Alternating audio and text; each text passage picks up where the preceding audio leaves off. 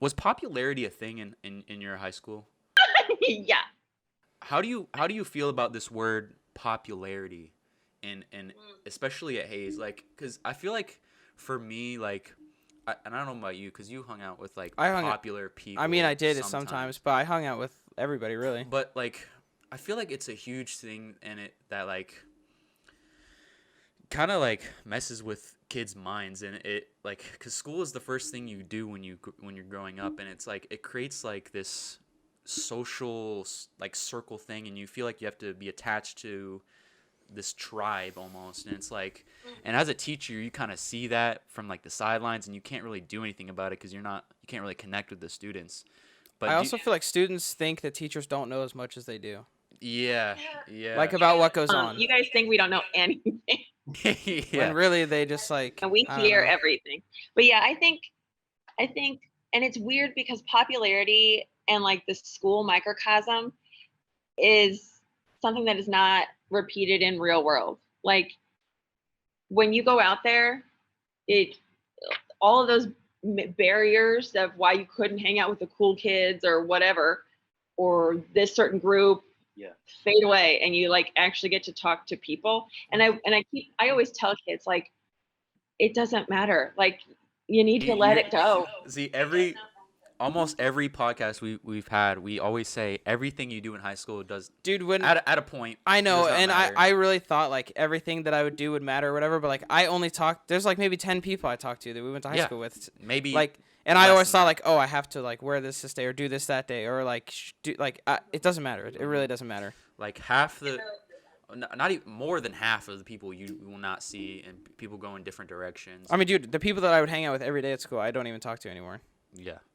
Yeah, my best friend from 7th grade through till I went to college. By the time I was a sophomore in college, we didn't talk anymore.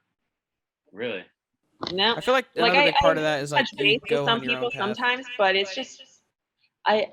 It's the people that you see every day and the people that are invested in you and the life that you're creating when you're an adult. Those things are not the same as when you're a teenager. And whenever I tell kids like you don't understand, it'll get so much better when you go away and go to college or go and get a job and like start your real life. The filter of high school is so messed up. Yeah. But I love it. I mean, otherwise I wouldn't be doing this job. I love it though. Do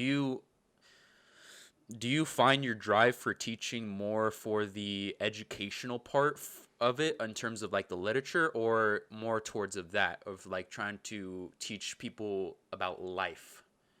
I definitely think it's more Or the do you second. enjoy more like both of them? Yeah, I mean, like I definitely think one of the reasons I became a teacher was because I know that the biggest factor to improve a person's life is education. Like the more education you have, the more access you have to wealth, to social situations, to understanding other people, and so many things. And so on the one hand, I wanted to make sure that there was somebody who actually like cared about kids and could maybe help them see the importance of education. But the bigger thing is that I care about people. And so many kids don't, they believe that their parents don't understand them, or that like the world doesn't understand them. And I'm like, no, your parents really like do understand you. They're just like frustrated because you don't listen to them and you're teenagers and you're never going to listen to them. But for some reason, sometimes you'll listen to a teacher. Every once in a while it happens.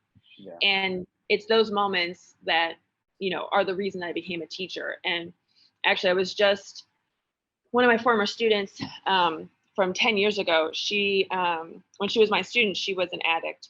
I might have told you guys the story of. Oh yeah, you did. Yeah, I remember. You Yeah, remember this? and so her like There that day. about Taylor, she was what'd you say? I said Kobe might have not been there that day. I was never at school junior year. We're not at school a lot, so you missed all the beautiful gems that I was laying out there. The story where you were like, "Oh, this is like kind of true, but kind of not." It was that story, right? Yeah, my slant story. And so she was an addict, and I forced the situation to get her into rehab, and it changed her whole world after that, and because her family's total crap.